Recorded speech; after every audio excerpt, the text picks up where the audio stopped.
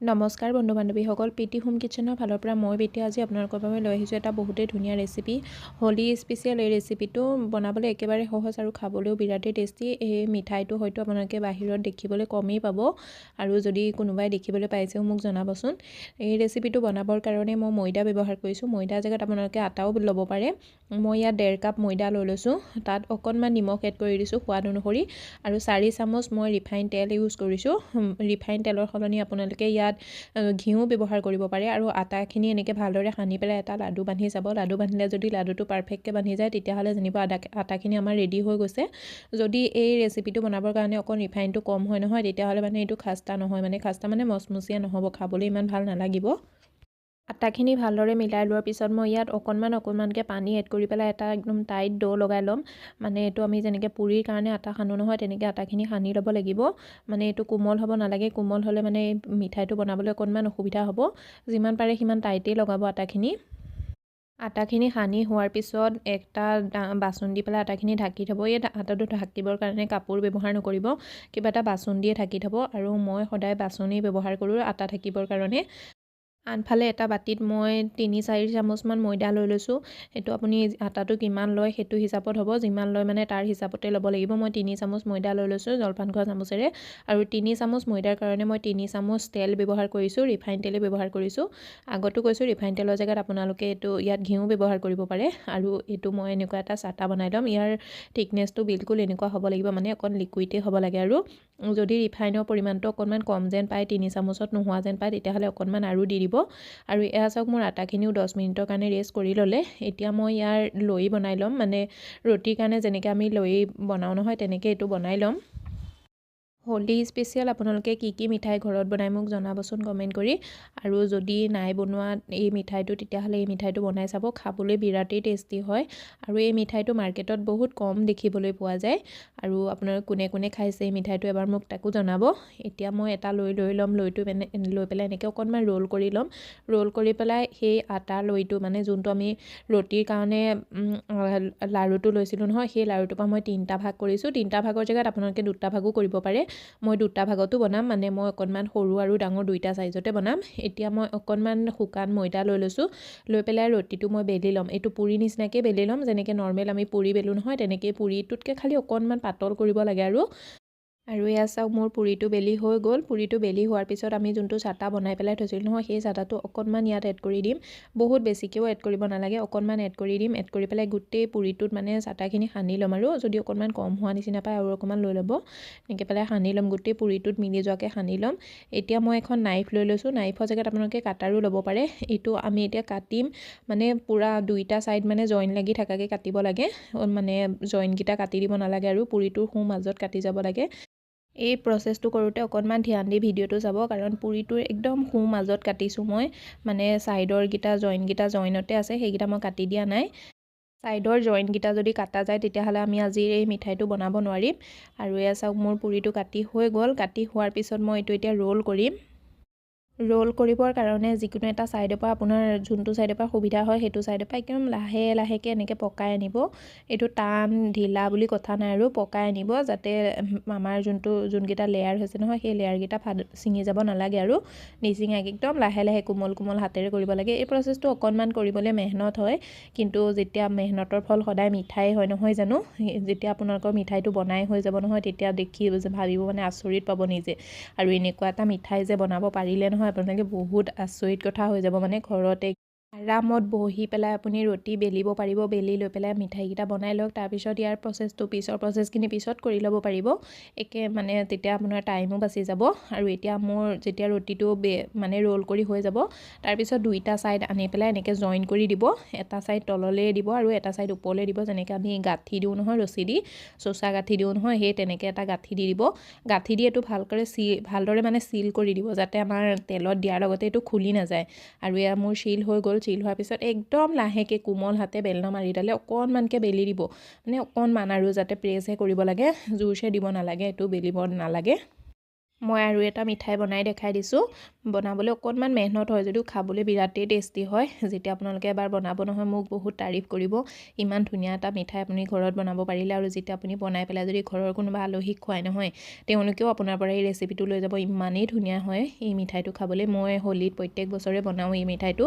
এইবাৰ মই হোলী বুলি নহয়, হোলী আগতেই বনাইছিলোঁ, কাৰণ হোলীলৈ মিঠাই বনাবৰ কাৰণে অকণমান সময়ো আছে। মোৰ ছোৱালীজনীৰ স্কুলৰ টিচাৰ আহিছিলে, তেওঁলোকক মই বনাই খুৱাইছিলোঁ। তেতিয়া মানে তেওঁলোকে ইমানেই ভাল পাইছে নহয়, মোক তেতিয়াই কৈ গৈছিলে যে আপুনি এই ভিডিঅ'টো ইউটিউবত দিব বুলি। প্ৰথমতে ভাবিছিলোঁ মই কিজানি মোৰ ঘৰতহে সকলোৱে ভাল পায়, বেলেগে হয়তো ভাল নাপাবও পাৰে, কিন্তু যেতিয়া টিচাৰসকলে ক'লে যে আপোনাৰ এই মিঠাইটো খাবলৈ বিৰাটেই টেষ্টি হৈছে, আপুনি ইউটিউবত ইয়াৰ ৰেচিপিটো দিব বুলি, সেইকাৰণে ভাবিলোঁ আপোনালোকৰ আগতো এই ৰেচিপিটো এবাৰ আগবঢ়াই দিওঁ। আৰু এয়া মোৰ ৰুটিটো যেতিয়া বেলি হৈ গ'ল, বেলি হোৱাৰ পিছত মই একদম লাহে লাহে এইটো মানে এনেকৈ ৰোল কৰি গৈছোঁ। ৰোল কৰোঁতে অকণমান ধ্যান ৰাখিব লাগে, আৰু খালি ইয়াৰ লেয়াৰকেইটা ছিগি যায় বুলি, সেইটোৱে মানে প্ৰচেছটো অকণমান টান হয় আৰু কৰিবলৈ। একদম মানে কোমল হাতেৰে একে সাৱধানে কৰিব লাগে ৰোলটো। এই মেহনতখিনিও পাহৰি যাব যেতিয়া ঘৰত সকলোৱে তাৰিফ কৰি দিব নহয় ইমান ধুনীয়া মিঠাই এটাৰ কাৰণে, তেতিয়া আপুনি সকলো কষ্ট পাহৰি যাব, মানে ইমান যে কষ্ট কৰি এই মিঠাইটো বনাইছোঁ বুলি। আৰু এই চাওক ৰোল হৈ গ'ল মোৰ। হৈ যোৱাৰ পিছত একদম মানে যেনেকৈ আমি ৰছীডাল গাঁঠি দিওঁ নহয়, তেনেকৈ এটা ছাইড ওপৰলৈ দি আনটো ছাইড তললৈ কৰি পেলাই ইটোৰ লগত আটাখিনি মানে জইন লগাই দিব লাগে, আৰু চিল কৰি দিম একদম ভালদৰে। আঙুলি দি টিপি টিপি ভালদৰে চিল কৰিব লাগে। এইটো যেনেকৈ যোনসকলে কুকিং জানে তেওঁলোকে এইটো নিজেই জানি যাব। আৰু চিল হৈ যোৱাৰ পিছত বেলনা মাৰিডালে একদম কোমল হাতেৰে অকণমান প্ৰেছ কৰি দিব লাগে, অকণমান মানে এবাৰ দুবাৰ এনেকৈ ঘূৰাই দিব লাগে আৰু বেলনা মাৰিডাল যাতে খুলি নাযায় আমাৰ এইটো। আৰু এয়া চাওক চেম প্ৰচেছতে মই গোটেইখিনি মিঠাই বনাই ল'ম। আৰু আপোনালোকলৈ এটা অনুৰোধ, আপোনালোকে যদি মোৰ ভিডিঅ'বিলাক যে চাই লাইক নকৰে, মোৰ বহুত বেয়া লাগে। লাইক কৰি দিব না, লাইক কৰি দিলে মানে কি অকণ ভাল লাগে, আৰু নিজকে এনেকুৱা লাগে আপোনালোকৰ ভিডিঅ'বিলাক পচন্দ হৈছে। পচন্দ হোৱাৰ কাৰণে বনাবলৈ মানে আৰু নেক্সট এটা ভিডিঅ' বনাবৰ কাৰণে সাহস পাওঁ। নহ'লে মানে এনেকুৱা লাগে নিজৰ মনতে কিজানি মই ভিডিঅ' বনাই আছোঁ, আপোনালোকৰ ভিডিঅ'বিলাক অকণো পচন্দেই হোৱা নাই, তেনেকুৱা টাইপৰ হৈ যায়। আজিৰ এই মিঠাইটো মই দুটা ভাগত ভগাম মানে দুটা টাইপত বনাম, আৰু এটা নিমখীয়া আৰু এটা মিঠা। নিমখীয়াটো বনাবৰ কাৰণে মই অকণমান মছলাও ৰেডি কৰি লৈছোঁ। মছলাত মই একো ব্যৱহাৰ কৰা নাই বেছিকৈ, খালি অকণমান নিমখ, অকণমান জলকীয়া গুড়ি আৰু অকণমান পদিনা পাউডাৰ এড কৰি দিছোঁ, দি পেলাই মিক্স কৰি পেলাই থৈ দিছোঁ। আৰু মিক্স কৰি পেলাই এইটো কাৰণেই থৈছোঁ যে আমি মানে নহ'লে কি হ'ব, গৰম গৰম আমি এই মছলাটো এড কৰিব লাগিব। আনফালে মই তেল গৰম কৰি থৈছোঁ, তেলটো নৰ্মেল গৰম কৰি থৈছোঁ, মানে তেলটো বহুত বেছি গৰম নহয়, আৰু ঠাণ্ডাতকৈ অকণমান বেছি গৰম, মানে কুহুমীয়া গৰম হৈ আছে তেলটো মোৰ। এতিয়া মই এটা এটাকৈ ইয়াৰ মিঠাইটো এড কৰি দিম, আৰু তেলৰ বাচনটো চাই ল'ব, বাচনটো হিচাপতে মানে এড কৰিব পিঠাবোৰ, নহ'লে এবাৰতে বহুত এড কৰি দিলে মানে কি হৈ যাব, ভাঙিও যাব পাৰে ইয়াৰ লেয়াৰবিলাক। তেলত এড কৰাৰ পিছত 1 মিনিটমানলৈকে ইয়াত হাত নলগাব মিঠাইটোত, মানে কি হাত লগালে হয়তো মিঠাইটো লেয়াৰবিলাক ছিগি যাব পাৰে নহয়। 1 মিনিটমানৰ পিছত যেতিয়া অকণমান টাইট হৈ যাব নহয়, তেতিয়া আপুনি লৰাব পাৰিব, চামুচ বা হেতা যিকোনোৱে ব্যৱহাৰ কৰিব পাৰিব। মই এখন চামুচ দি প্ৰথমতে উল্টাই দিছোঁ, তাৰপিছতহে মই হেতা ব্যৱহাৰ কৰিম। আৰু ল' টু মিডিয়াম ফ্লেমত এই মিঠাইটো ফ্ৰাই কৰিব লাগে, নহ'লে কি যদি হাই ফ্লেম হৈ যায় তেতিয়াহ'লে মানে কি ওপৰৰ পৰা ক্ৰিস্পি হৈ যাব আৰু ভিতৰৰ পৰা নিসিজিব। আমি ভিতৰৰ পৰাও মানে গোটেই মিঠাইটো আমাক ক্ৰিস্পি লাগিব ন, তাৰ কাৰণে একদম ল' টু মিডিয়াম ফ্লেমত মই 3 পৰা 4 মিনিটৰ কাৰণে এই মিঠাইখিনি ফ্ৰাই কৰি লৈছোঁ। আৰু এয়া চাওক মোৰ এই মিঠাইটো ফ্ৰাই কৰিবৰ কাৰণে 4 মিনিট সময় লাগিল। 4 মিনিটত ইয়াৰ কালাৰটো গ'ল্ডেন কালাৰ হৈ গ'ল। মই এতিয়া এইখিনি উলিয়াই ল'ম, আৰু আপোনালোকৰ হয়তো 4 মিনিটত নহয় 5 মিনিটো লাগিব পাৰে। যেতিয়াই কালাৰটো চেঞ্জ হৈ যায় তেতিয়াই জানিব এই মিঠাইটো ৰেডি হৈ গ'ল। এতিয়া মই এইখিনি উলিয়াই ল'ম, আৰু যোনখিনি এক্সট্ৰাকৈ আছে সেইখিনিও মই এড কৰি দিম লাহে লাহে। যদি তেলটো অকণমান বেছি গৰম হোৱা যেন পাই যায় তেতিয়াহ'লে গেছৰ ফ্লেমটো একেবাৰে ল' কৰি দিব, ল' কৰাৰ পিছতহে পিছৰখিনি এড কৰি দিব। আৰু এইখিনিও মই চেম প্ৰচেছতে ফ্ৰাই কৰি ল'ম।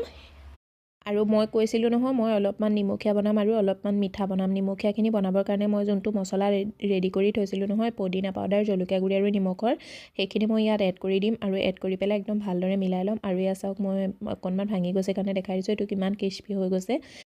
আৰু এয়া নিমখীয়া মিঠাইটো আমাৰ ৰেডি হৈ গ'ল। এইটো আপুনি চাহৰ লগতো খাব পাৰে, বিৰাটেই ভাল লাগে। এইটো মই এতিয়া ছাইড কৰি পেলাই থৈ দিম। আনফালে যোনখিনি মই ফ্ৰাই কৰি থৈছিলোঁ সেইখিনিও মোৰ হৈ গ'ল, ইয়াৰো কালাৰটো চেঞ্জ হৈ গ'ল। মোৰ এইখিনি ফ্ৰাই হ'বলৈও 4 মিনিটেই সময় লাগিছিলে। সেইখিনিও মই উলিয়াই ল'ম এতিয়া। উলিয়াই লৈ পেলাই সেইখিনি মই ছাইড কৰি পেলাই থৈ দিম। এতিয়া মই এইখিনি মিঠা বনাম। মিঠা বনাবৰ কাৰণে মই চাচনি ৰেডি কৰিছোঁ। চাচনি ৰেডি কৰিবৰ কাৰণে মই 20 গ্ৰাম চেনি লৈছোঁ, আৰু 20 গ্ৰাম চেনিত মই 50 গ্ৰাম পানী ব্যৱহাৰ কৰিছোঁ।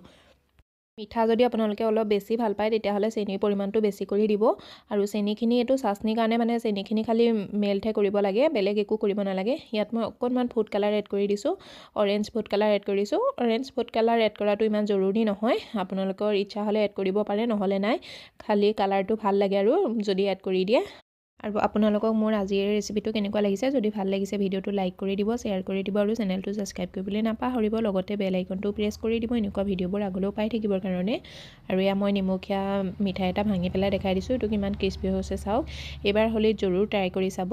আৰু আনফালে মই যোনটো মিঠা বনাইছিলোঁ সেইখিনিও মই এনেকৈ চাচনিত ভিজাই থৈ দিছিলোঁ। বহুত বেছি সময় চাচনিত ভিজাই থ'ব নালাগে, 1 মিনিটমানৰ কাৰণে থ'লেই হৈ যায়। এইটো পাৰফেক্ট জোখৰ মিঠাই। আৰু এতিয়া মই এখন প্লেটত সজাই ল'লোঁ।